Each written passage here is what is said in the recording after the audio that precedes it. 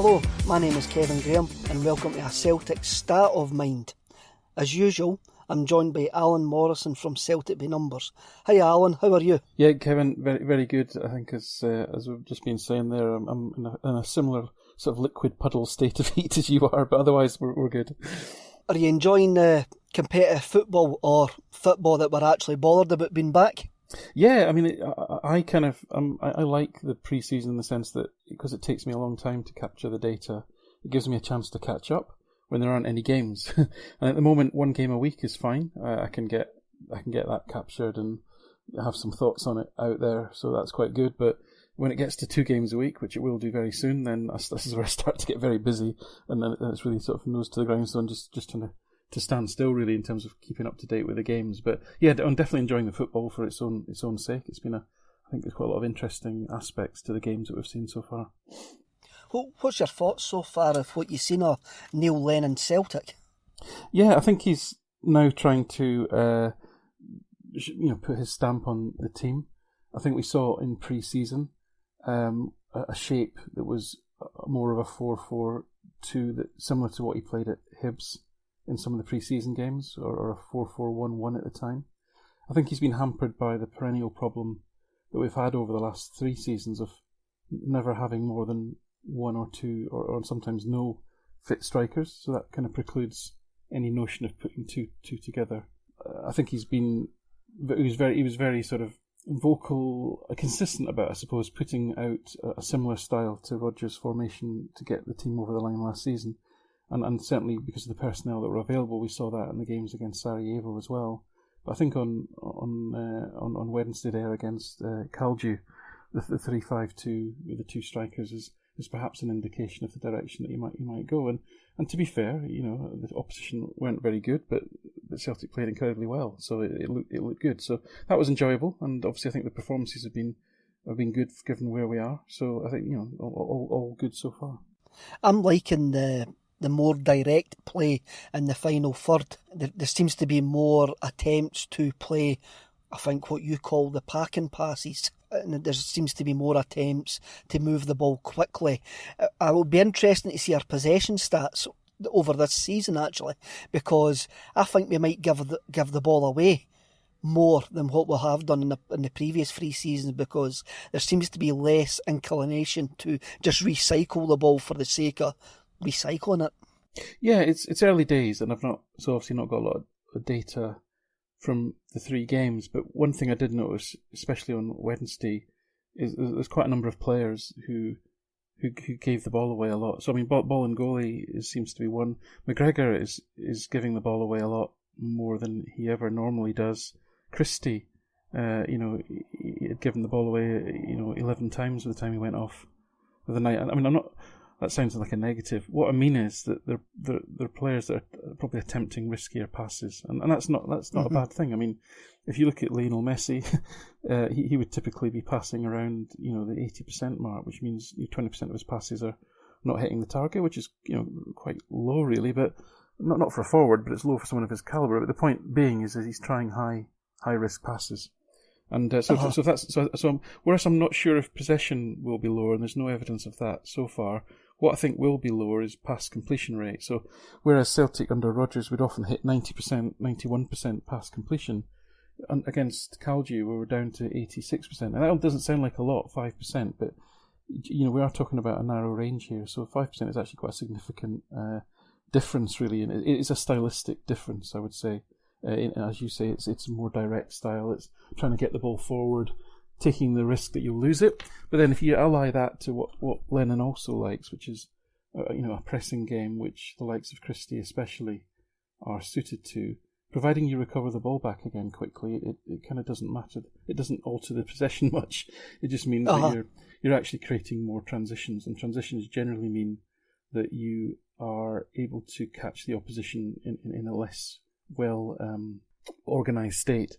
The problem with the Rogers very patient passing game is that you're generally allowing the defence to be quite organised and set, and they can shuffle across in their formation and close the lines and close the gaps, and you're really either waiting for a moment of concentration or you're waiting for someone to produce a magic sort of killer pass. Whereas if you're flinging the ball forward, you're forcing interceptions, you're forcing defenders to make decisions and to kind of move out of position to block the ball all the time, and then you're following that up with a high press, then you can cause more chaos. The other side of it is against a better team, and we saw this a little bit in pre-season. If you actually don't recover the ball, or the team manages to break your press, you can be very open to teams breaking on you quickly, and I think we saw that in a couple of the pre-season games. So I think these are the things I'll be continuing to look for as Lennon's style evolves on the team. It's really interesting because that's one of the things that I mentioned when I've been at the games, that I think we could do with another set of legs in the middle of the park for what you just described when we lose the ball. Scott Brown's now 34, and when you look at Neil Lennon's previous Celtic sides, you've had a Wanyama, you've had a Ledley, you've had a Kayal, all sitting alongside Brown. Yeah. So I'm wondering if that's maybe we'll see that type of player come in, just for exactly what you say, that we might be turning the ball over more often. Yeah. And against better sides, sometimes we're going to need that extra cover in the middle of the park to get the ball back. Yeah, I know we're going to go on to talk about recruitment, but Lennon has said that one of his positions that he wants to fill is in central midfield, and I think you're right. I think that might be the type of player. If you look at some of the players that have been mentioned, the likes of the lad Sawyer at Brentford, he was a bit of a sort of Ntcham type player in terms of his passing ability, but he's also that kind of box to box. I think that Turnbull was obviously the one that was supposed to be the number one signing in midfield, and he's very much a kind of box to box type player as well. Sort of similar to Christie in that sense. Like you say, energy, able to press, able to get back and recover. So recovery runs are important, as you say. That's something which Brown, bless him, is going to struggle at 34 to be recovering to stop the counter. 5 or 6 times a game is going to be quite draining and taxing on a 34-year-old set of legs. So you mentioned Ntcham there. There's been loads of rumours about players leaving, and leaving for a variety of different reasons. We've got KT, who's been subject to bids from Arsenal and Napoli. Now looks like he could be staying, even though one paper's reporting that talks are still ongoing. We've got Olivier Ntcham, who's made noises over the summer that he probably wishes that he had moved to Porto last year. And there seems to be a slight interest from Lyon and Marseille. And finally we've got Tom Rogic, who is rumoured to be looking to move on. We've got Ntcham for bids from anybody. There's rumoured as well that he's annoyed Neil Lennon by planning on getting married in Australia in September. Right. And Lennon doesn't like that. I don't think he doesn't like no getting married, but just the timing of the occasion. So, out of those three, who would we miss the most? Well, it's a good question. So let's start with Ntcham then. So who do you miss the most? I mean, obviously all three are good quality players that would probably result in Celtic, banking quite a lot of money for each of them. But starting with Ntcham then, I mean, as I've written about on a number of occasions now, Ntcham does have a very specific set of skills which others in the squad don't have to the degree that he has, and specifically that means his ability to get the ball through defensive lines, through the defensive structures of the opposition, whether it's through passing, even dribbling, or even being available to receive the pass from defenders. He gets Celtic forward. Previously, him and Armstrong were both excellent in that regard, and we tended to be at the top of the charts as far as the sort of pass packing, which, as I call it, which is essentially a measure of the ability to get the ball past opponents, so that the opponents are now at the wrong side of the ball from a defensive perspective. That ability is clearly quite key, because at the very simple level, there's less opposition between you and the goal. So that's why it's such a key skill, and he's the best at that. So clearly, Celtic would need to make sure they still had the ability to have people that did that to replace him. So the question is, could you replace him? I mean, I don't think that Ntcham is the finished article. His performance did regress last season. His number of chances he created went down.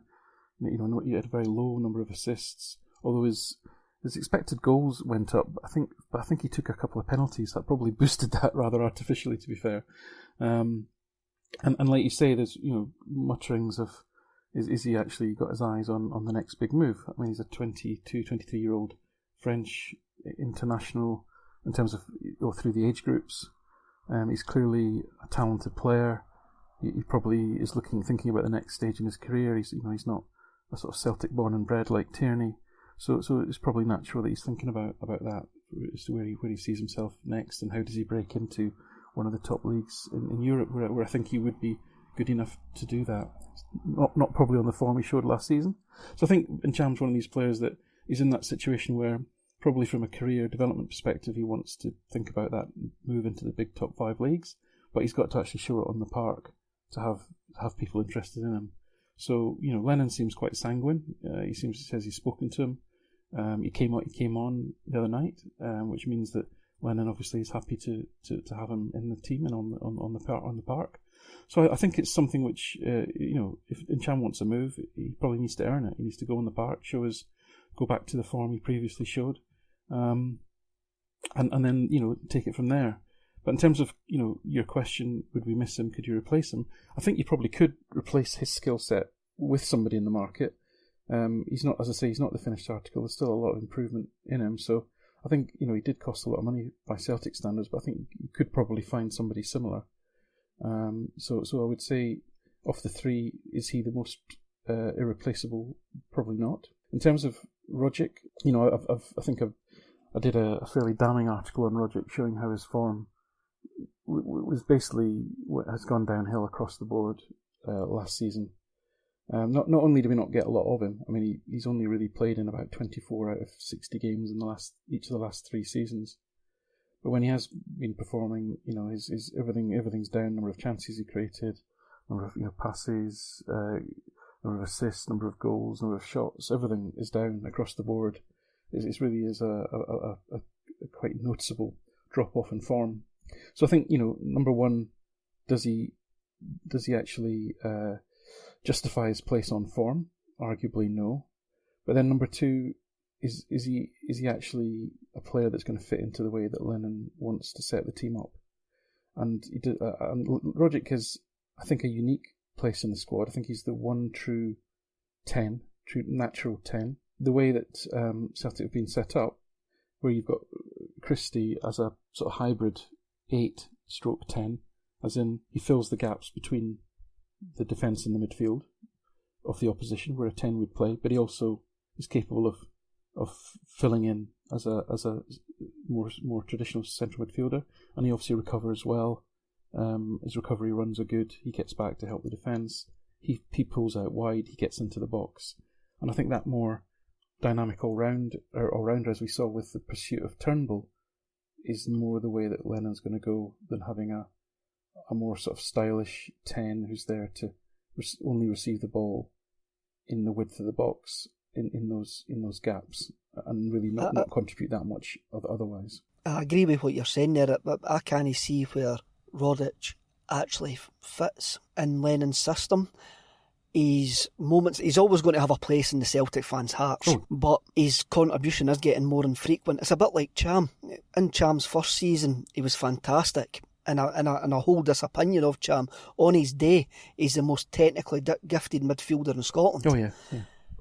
But that day is becoming more and more infrequent. Yes. And I'm now wondering if, because he's got a lot of goodwill behind him. Yes. He's got a French agent.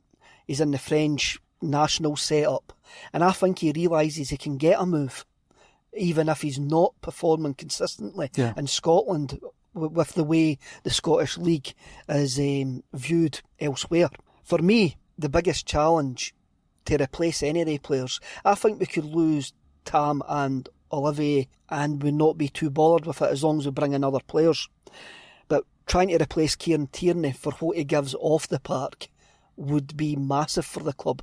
And I think he can be replaced. Well, can he be replaced on the park? So I think, just before I go on to Tierney, I'll just say one other thing about Rogic, which is in terms of Lennon's thinking of how he sets the team up.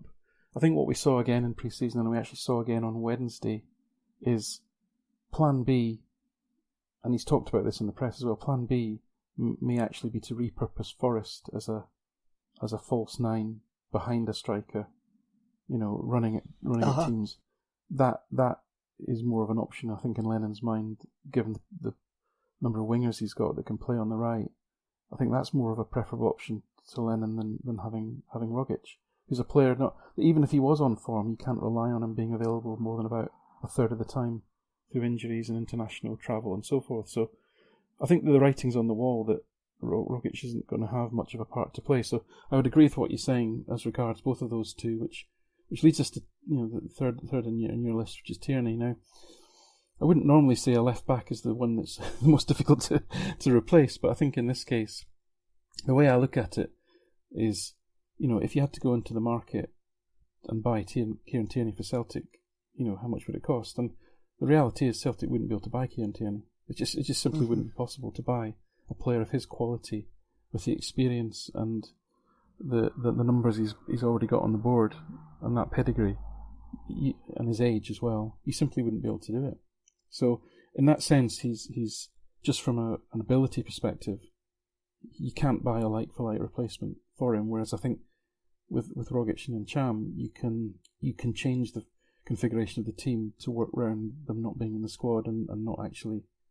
And actually, I think for Lennon, he can see a way of playing without them. So, yeah, but with Tierney, he is the modern fullback. He's attack-minded.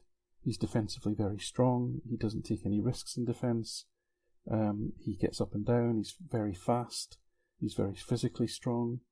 He creates chances. And he scores the odd goal as well. He's and also his leadership and his sheer desire and will to win is clear for all to see. So he would be a massively difficult player impossible, I think, for Celtic to replace.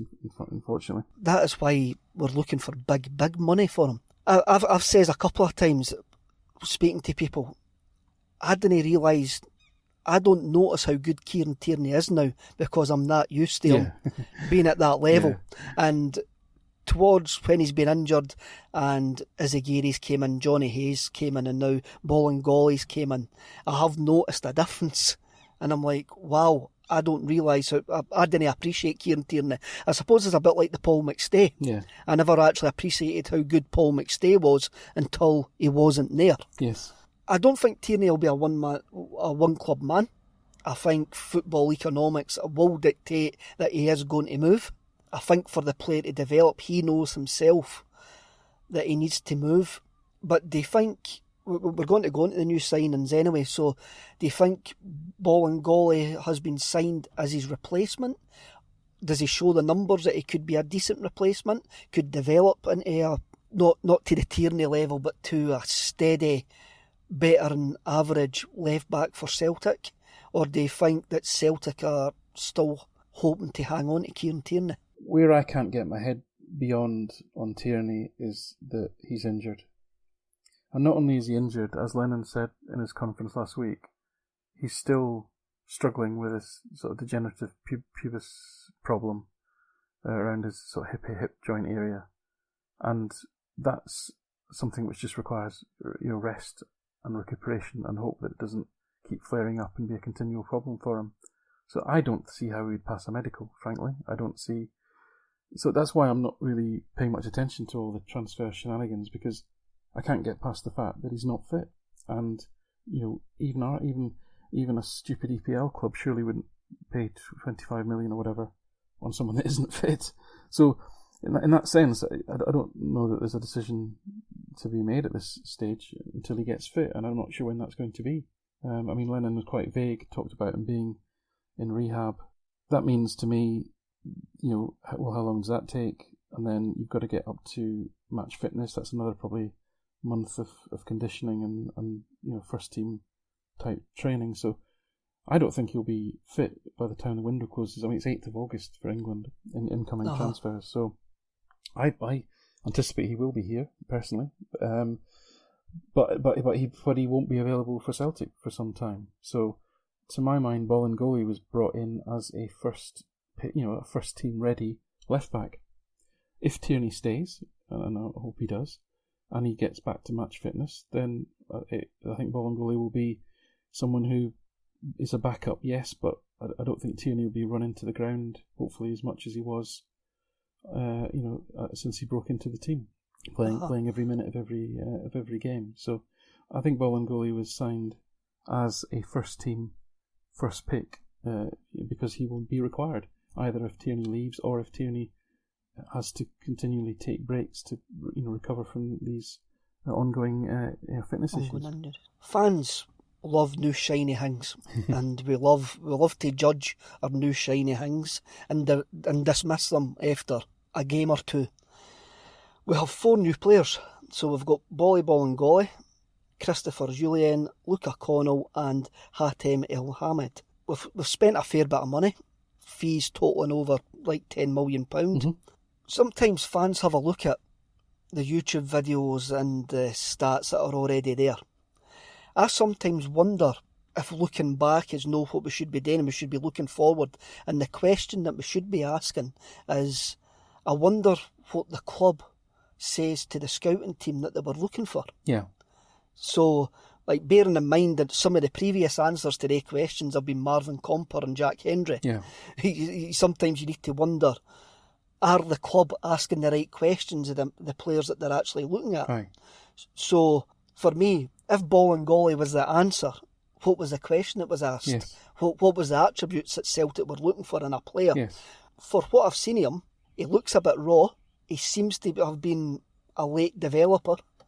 Like at Vienna, he only seems to have had a decent 2 seasons. But he also ticks the Celtic box that he's been under the radar, because he just seems to, he's at that curve, an upward curve of his development, where Celtic usually sign players. Yeah, I think what you've said there is actually spot on. So if you look at the available data, which is limited for the Austrian league, but he is arguably Rapid Vienna's, or was Rapid Vienna's, highest rated player. As you said, although he's just turned 24, effectively he's had 2 years of continual first team football at Vienna, and they're probably after not breaking through in Belgium, they're effectively been his first 2 years. He's got about 160 appearances under his belt, and like you say, he's with his age of 23, 24, just breaking into a middle-ranking European league on the up curve, as you say, just under the radar. I think these are all the attributes, the type of player that Celtic in the market they should be looking at. In terms of what he brings, if you look at where he's played in his career, although he's predominantly been a left back, he has played a considerable number of games in left midfield as well as attacking, even a quite advanced attacking left winger. You can see he's got decent pace. His goal scoring and career assists are okay, but the point is, again, it's an upward curve. If you look at his 22 goals and assists that he's got over his career, 13 of them have been over the last 2 years. So as you say, he's on the upward curve in that regard.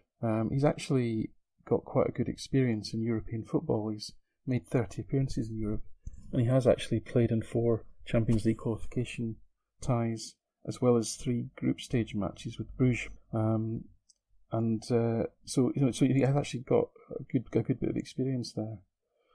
So I think these are all positives. I think what we've seen so far is a player who obviously likes to get forward. It's interesting that in his 2 matches that I've noticed, he's given the ball away almost the first 3 passes he's attempted. I personally thought he looked very nervous on Wednesday. He looked a player who was a bit almost trying too hard, if you know about. So I think that'll settle in time. The one piece, I think, he showed pace, he showed directness, he wanted to try and get the ball forward quickly. I think these are all things that Lennon's seen that he likes. He's obviously got a lot of attacking instinct. We saw with one interception and recovery run in Sarajevo, a good piece of defending there. Obviously not been tested too much in the games that we've seen so far in that regard. But obviously in Scottish football he's going to be on the front foot most of the time, so I think there's a lot of optimism there in terms of what we've seen. The one thing that I've seen which I'm not so keen on is his actual shooting ability. It seems to lack conviction and poor technique. And if you actually look at, for example, in his Europa League campaign with Vienna, not a single one of his shots that he attempted was actually on target. I think we saw he's had some attempts already for Celtic, which, he's got himself into good positions, but then, not really look like he's actually going to score. So his shooting's been poor. Yeah. The couple of times. One thing that I have noticed about him is he seems to find himself in field quite a bit. And is that different from Tierney, do you think? Yes. Or is that just the way that Lennon is setting up the teams? No, I think that's different to Tierney, but then I think the strength of the Tierney-Sinclair axis was obviously Sinclair was encouraged to be supporting in the box and to almost make that second striker. And Tierney was, Tierney's energy and pace and natural left-footedness allowed him to play wide and get wide, but still and deliver a ball at pace without stopping and cutting back onto the right foot, which is what Sinclair would have to do. So I think that is different, definitely different to Tierney. I know what you're saying. I think it's difficult to form overall conclusions about his positioning until we see him having to defend.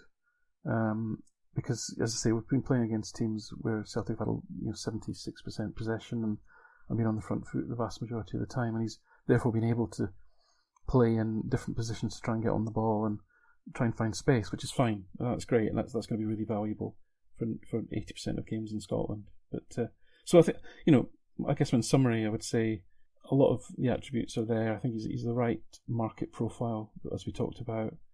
I think he looks a bit nervous, but I think he'll settle because he's going to get a run. He is going to get a run because I don't think we'll see Tierney for a wee while. We'll move on to Christopher Jullien. Yes. If he was the answer, what was the question? Replace Boyata.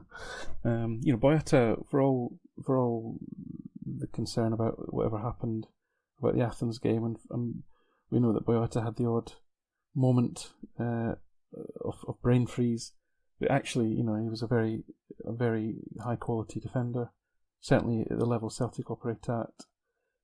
Very consistent performer actually, and a player who developed, but very similar to Bolingoli in the sense that, in fact, I think when Boyata joined Celtic, he was about 24, and he'd only had something like 50 games under his belt. He'd been in, he'd been one of these that'd been in Manchester City's system for a long time, which meant, not getting many games and being out on loan and stuff. So he was another one that was a little bit under the radar. But Jullien, on the other hand, has had 3 solid seasons in Ligue 1 in France with Toulouse, and is clearly, a well-known player. And I think the 7 million fee actually reflects that. I think that's probably, is probably at the higher end of the scale that Celtic are going to pay for what is a proven player. 26 years old, as I say, 3 seasons in a top 5 league. He would be well known to most scouts, I would say. I think to say that he would be of the same skill set as Boyata it's an easy stroke lazy thing to say, but it is a lot of truth in it. His sheer size, he's 6'5". He's obviously a strong guy. He's quite quick across the ground, as Boyata was. Where he's got a particular strength is his aerial ability. He's actually top ranked League One defender at both ends of the park. He's had more shots in the box, mainly headers, than any other central defender in France. Or he's ranked something like second, and 6th over the last 2 years. So if you put all that together, you'd struggle to find anyone else who's as dominant in the opposition box as he is. He hasn't scored any goals for 2 years, but he certainly gets his chances. And at the other end of the pitch as well, he's one of the top ranked defenders in terms of winning aerial challenges. So I think that's all probably again going to be a strength as far as certainly Scottish football is concerned. Where I think he's different to Boyata is in his passing and his passing range. He's somebody who attempts quite a lot of longer passes, and he's about 50% successful with them. But he's also got quite a decent key pass rate. So key pass is essentially a pass that allows a chance, a shot to follow. So he's got a much higher key pass rate than certainly Boyata, who tended to keep things very simple because his passing wasn't his main strength. So if you think again back to Lennon and what's he trying to do with the team, he's trying to get the team to play forward a bit quicker, take a little bit more risk in their passing, then I think that would have been one of the attributes that Jullien has that would have been obvious to the scouts. When you look at centre-halves who have played under Lennon for Celtic, you've got Kelvin Wilson, whose distribution was not too bad. He converted Charlie Mulgrew into a centre-half, and Mulgrew had his best season for Celtic as a centre-half. And also you had Virgil van Dijk, who's just a Rolls-Royce of a centre-half, who could play those long passes as well. He's 26. He's probably coming into his best years. Yeah.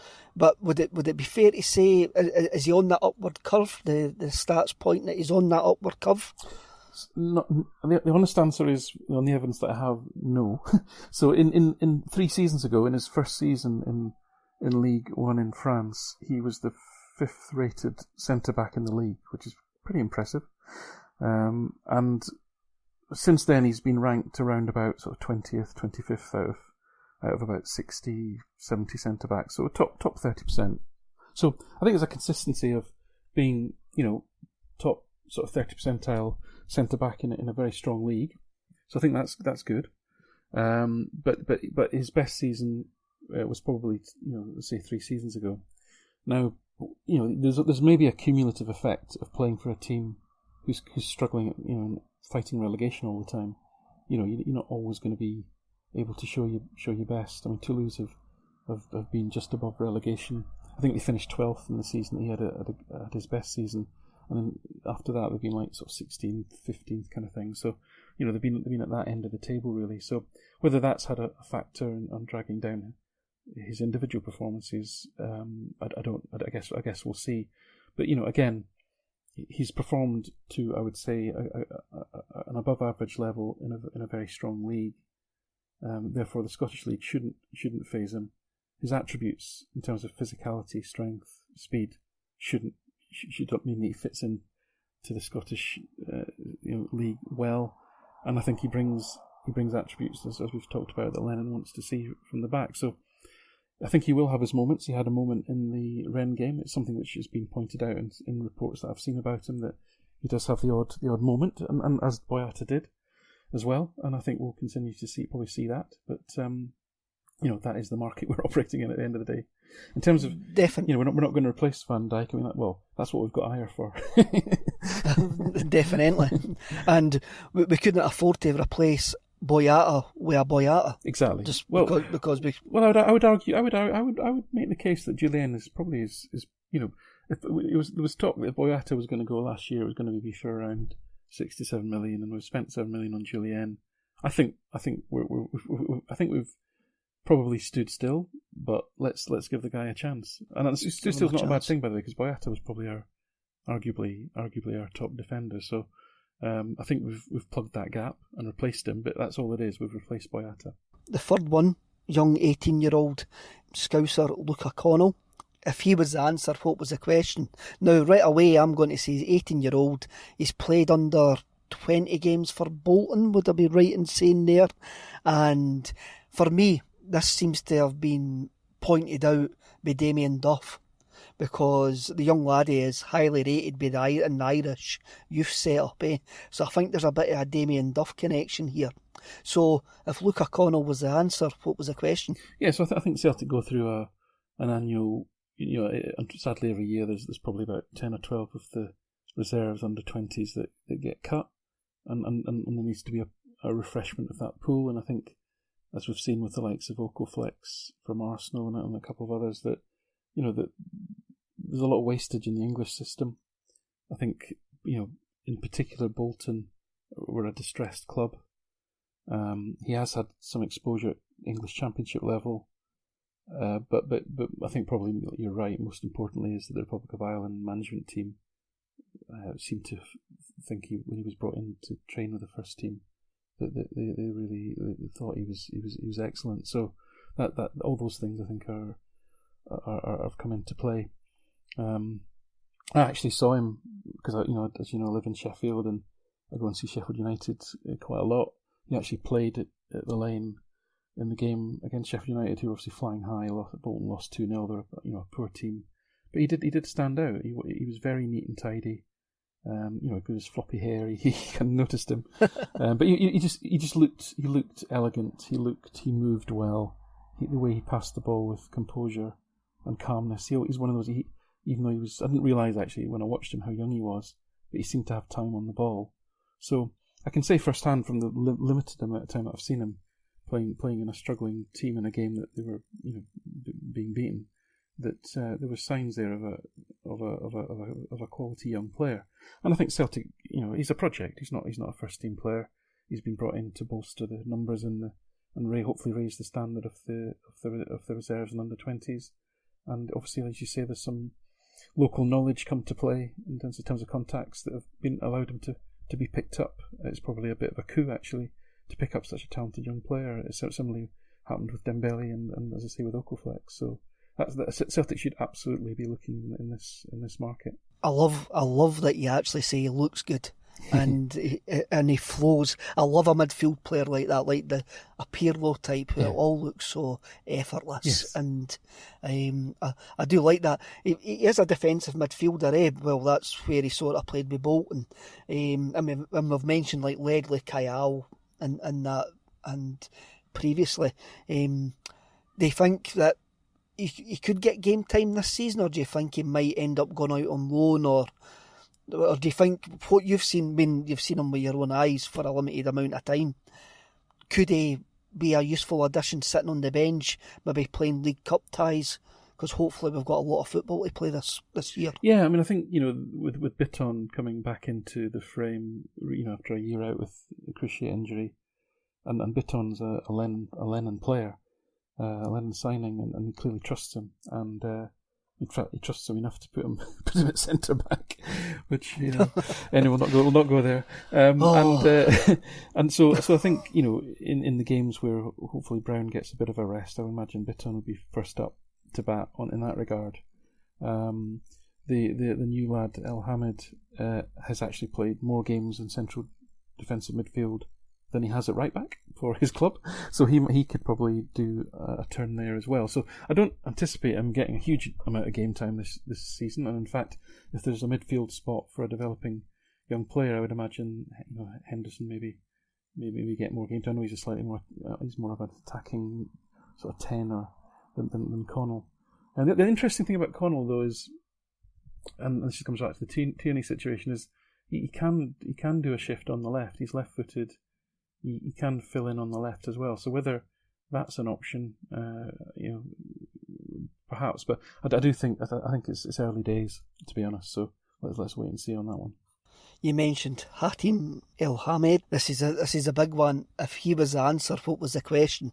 Yeah, no. So I think he's a fascinating signing in some respects. He's one of these players. He's 28. He's actually got less appearances under his belt than Bolingoli, and we were saying Bolingoli's a late developer, and he's 4 years younger. So he's a very interesting player. He's somebody who had the guts to go to Belgium at the age of 19. It didn't work out, and he established himself in the same team that Effie, Ambrose, and Beaton played for. And then he tried again in Belgium with Genk, which is the team that Lustig just signed for. So loads of wee quirks here, eh? Yeah, loads of wee. Yes, we have a few connections there. And Ghent are a good outfit, but again it didn't work out for him. But he's now established himself over the last 2 years in the Beersheva team, which we obviously know, an awkward side. But he's played predominantly in the last 2 years as a centre back. He's played over 68 games for them over the last 2 years, 45 of them as a centre-back, 12 as a defensive midfielder, and 5 as a right-back. And that's all I've been sort of pointing out online is, that's the data for the team he's been playing for the last 2 years. I'm assuming he's been scouted on his performances for Beersheva, and therefore, although he has played right-back 5 times, what I don't know is what positions he played for his previous clubs, and maybe he was more of a right back for those sides. I don't have that information, unfortunately. A lot of people are saying that the YouTube videos, which I don't tend to watch, to be honest, the highlight reels have shown him a lot in the right back position. Fair enough. Lennon seems adamant that he's a right back. He says in his own interview that he can play right back or centre half, so that's great. In terms of what was the question, I think the question was, obviously we need someone that can fill in at right back. But my opinion is he's been brought in as the backup right back and the fourth choice centre back, and possibly he can cover. He's a useful cover for Brown as the defensive midfielder. So I think he covers a number of points in the squad where there's a weakness, because we are too reliant on Brown. We don't have any right backs, and we always seem to have an issue with centre half fitness. So I think he answers a lot of questions. I don't think he's going to be first choice. I really don't. But that's not to say that he can't make a name for himself, because he's a guy at 28 who, he's had some personal tragedy in his life. He seems to be very sort of driven, motivated, humble kind of guy. Obviously, this is his big move, right? He's 28. He's been given a 4-year contract at Celtic, which I was a wee bit surprised about. That'll take him to 32. That's maybe a little bit out of policy to do that. I would have expected 2 to 3 years maybe. But so this is his big chance. So I expect to see a very motivated, driven player, and excited to see what he brings. I don't think we'll get the answer to that until the end of the transfer window and we see who else that we bring in. I agree with you. I think for the money that we've paid, we've got a player who seems to have been comfortable in free positions over his career. Mm-hmm. He's on that upward curve of development, even though he is 28. He is in the peak years of his career.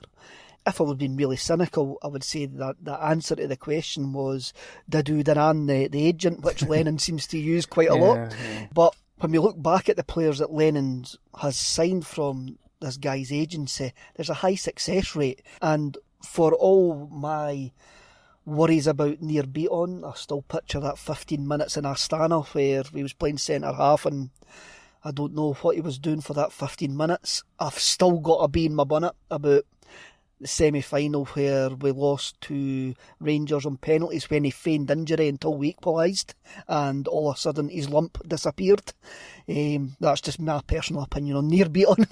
I understand he's a decent footballer. He's done well for us. He has done well for us, apart from the couple of moments he's not a centre half. So I'm not as up in arms about this signing as other people. We need to wait to the end of the transfer window to see what exactly he's going to contribute this season. But the fact that he can play three positions, and he has played defensive midfield, and we just need to remember Neil Lennon again played Charlie Mulgrew as a defensive midfielder on a lot of occasions, so he could be looking at that. It's another option for us. The right back, though, the right back position, it's caused much wailing and gnashing of teeth this summer. Lustig saw off numerous pretenders over the years: Adam Matthews, Darnell Fisher, who is playing in the Championship for Preston, Sadie Janko, Gamboa, Toljan. And we can't kid ourselves on. We're going to miss the big, mad Swede. Yes. No matter if his numbers were diminishing over the years. Ralston, we don't seem to think's reliable enough, or the coaching staff didn't seem reliable enough. Yep. It was interesting you say that you go to Bramall Lane. So you've seen one of the right backs that we've been linked with. Yes. What would your thoughts be if that right back ended up at Celtic Park? He's not of that standard. He's a good Championship player, and Wilder, the Sheffield United manager, is an absolute genius at driving the maximum out of what is a squad of journeyman players. And that sounds unkind statement, but essentially he got League One players playing to Championship level. Whether he can get Championship players to play at Premier League level is going to be his next challenge. But Baldock's a good up and down right back. He in the system that the Blades play, sort of 3-5-2 with inverted attacking centre backs, if you can believe that. Baldock actually had quite a license to get forward, but his crossing and his final third delivery are not the best. He's a decent pro. He's a decent player. I mean, similarly with Smith at Huddersfield, if we were ever after him, these are Championship level players that we just wouldn't be of the standard that Celtic should be looking at, in my view. For a lot of money and wages that we would need to pay to get them as well. Oh, yeah. And I don't think Sheffield United want to sell him, actually. So, Welder is bought 4 or 5 players, but I think that's it. He's not going to radically overhaul the squad. He wants to give those lads a chance to play in the Premier League. He's said that quite clearly. And he's not going to do a Fulham and buy 10, 11 players. Do what Villa are doing this year. Spending 120 million on 10 players. He's not going to do it. Well, they can't do that anyway. They don't have the money, but he's going to give these guys a chance. So I think Baldock will get his chance, but no, not the market that Celtic should be trying to sign. Mid-20s Championship level fullbacks, like you say, that are going to cost 4 or 5 million in transfer fees and be expecting 20, 30 grand a week. That's just not the market we should be trying to operate in. Well, what kind of right back should we be looking at? You look at Bolingoli on the left hand side, who is athletic, dynamic. Lustig used to be like that as well, but Lustig had a great reading of the game, which was one of his talents which people overlooked. Do you think that we should be... I love going to Scandinavia, because I think in Scandinavia you get players who can attack and are disciplined and settle into the Scottish game quite easily. Yes. Now, there's a few names getting bandied about, and one of them's a Swiss guy who's playing for FC Bâle at the moment, whose name escapes me at this precise moment in time. What should we be looking for in a right back? Well, I'll try and answer that, but can I just go back to El Hamid just to tell you a little bit more about what sort of a right back he would be? So, if you look at some of his stats, he's incredibly strong in the tackle, so he won about 75% of his tackles, and he's incredibly strong in the air. He won about 70% of his aerial challenges as well, so he's a good defender, and he's got good pace as well. If you look at his attacking output, in terms of goals, assists, and what have you, and I don't have his chance creation data, I'm afraid, but he's scored 8 goals and only had 4 assists. He's got a very similar scoring contribution to Simunovic, which means his scoring contribution is that of a centre-back, not an attacking right-back that you'd expect to see in a team like Celtic. So I think if we see El Hamid as a full-back, he's going to be a defensive player. Now, Lustig's primary skills were defensive in the sense that he was 6'2", he was strong, didn't have particular pace, but he was strong in the tackle and good in the air. But where Lustig added value was his ability, his range of passing from the back. He could break the lines, he could play longer balls. Considering he never got to the byline and attacked as aggressively as as Tierney did, his assist rate was actually higher than Tierney's.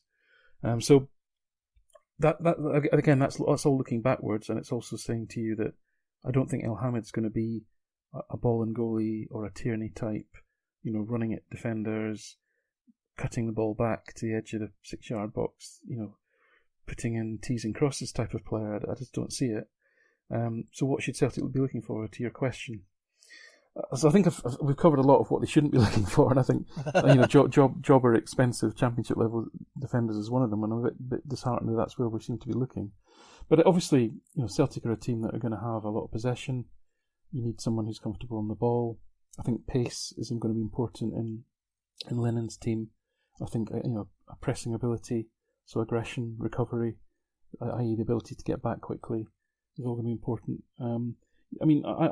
I thought Ralston, when he first broke into the team, could be a right-sided facsimile of Tierney. I don't think it's panned out that way, and obviously, people don't seem to have the belief in him, so I'm not sure that's going to happen. But certainly, and again, with Ralston, his defensive contribution is good, but his distribution and his ability to play good final balls is where he does fall down. So I think we need somebody who's going to have a much better ability to break passes through the lines, to be able to create chances with accurate passes in the final third. So it's going to be. Also, I guess what I'm saying is it's going to be more Bolingoli type. The reason I'm hesitating is Celtic have been over the last probably 3 or 4 seasons been a very left-sided dominant team in terms of if you look at where the attacks come. Now, I don't think that's always a good thing, and it might be a reflection on having Lustig on the right, where you don't quite have the same dynamism down the right side as we've had down the left side with Sinclair and Tierney over the last few years. Whether that's something we want, and I've noticed it in the 3 games so far, we've continued to be quite left-sided dominant because McGregor tends to drift towards that side. Bolingoli is very forward orientated, and we've had, and Edouard seems naturally drift towards a sort of inside left position to receive the ball just outside the box. So I think we continue to be that. So I would like to see us bring in somebody who allows us to be more balanced and be slightly less predictable, and link up with a Forrest or whoever it is on the right more. So I think a more attacking player.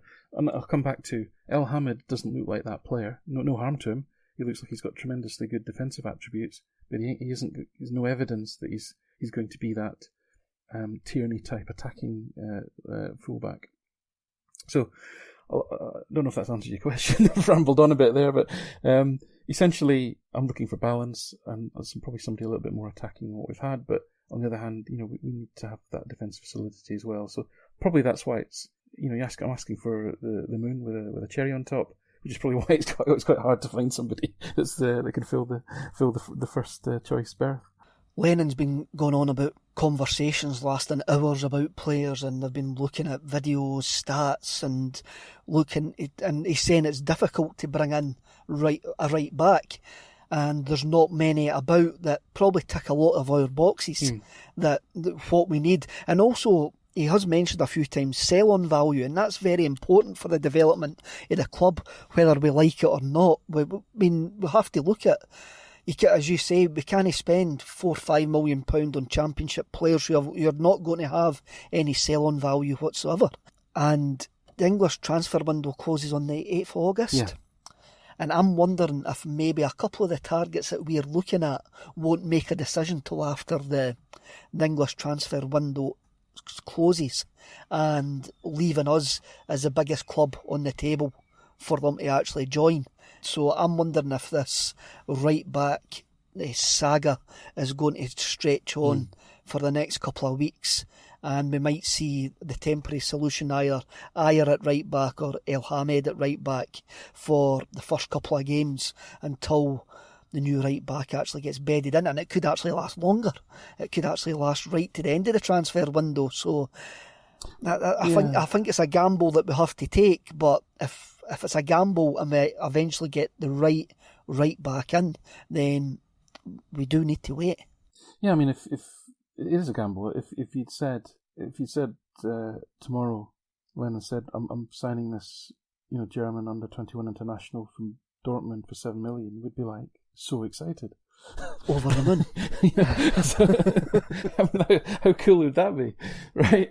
So, I hope we're not relying on, again, come back to the point, I hope we're not relying on the English market, because if we're going to sign a first-team ready player that can play in the Champions League group stages, hopefully, then that's going to cost a lot of money, and like you say, not have a resale value.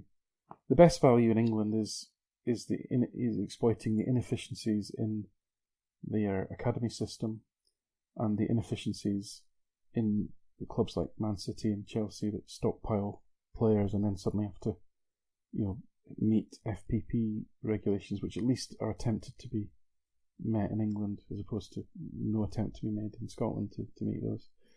So those are the areas where. But again, if you're looking at that market, you're looking at prospects again, or people that, someone like a Janko was at Man United. He was obviously, taking a punt on him on loan, no harm done, and he's probably going to go on to have a decent career in the Middle England English leagues. But he's not a Celtic player. So you got kiss a few frogs, as they say. But we need a right back. We need a first choice right back. So I would much rather we were looking at as you said, the Scandinavian markets, or Croatia, Serbia, those types of countries where you've got good technical, strong, skillful players that are undervalued. Austrian market where we've got Bolingoli. That type of template. A 23, 24-year-old that's got 100 games under the belt. Maybe they play for not one of the top nations, but they've got maybe 10, 15 caps or even less broken to the national team. That's the kind of profile, and you can pick up a 23, 22, 23-year-old for £3 or £4 million, and you've got enough evidence and enough stats behind it to show that they're not just a prospect, but they've actually, got the numbers on the board. Then that should be the sweet spot. And that's exactly the profile by which we picked up Van Dijk. It's exactly the profile by which we picked up Wanyama. Now, the problem is that these days, the information, especially in Europe, information travels so quickly. Nobody remains a secret for long. Whereas a Van Dijk could rack up 80 games or 70 games for the Groningen, and they could finish a surprising 5th in the league, and we can pick him up for 1.9 million, whatever it was. You're now looking to pick up the same player after 30 or 40 games, so it's more of a risk. More of a risk. Alan, it's always a pleasure talking to you, and hopefully the next time that I speak to you, we'll be top of the league and well placed in Europe. Thanks again for your time. Thanks very much, Kevin. It's a pleasure as always. Thank you. A Celtic State of Mind can be found at axom.net. We're sponsored by Fansbet, the betting company by fans for fans.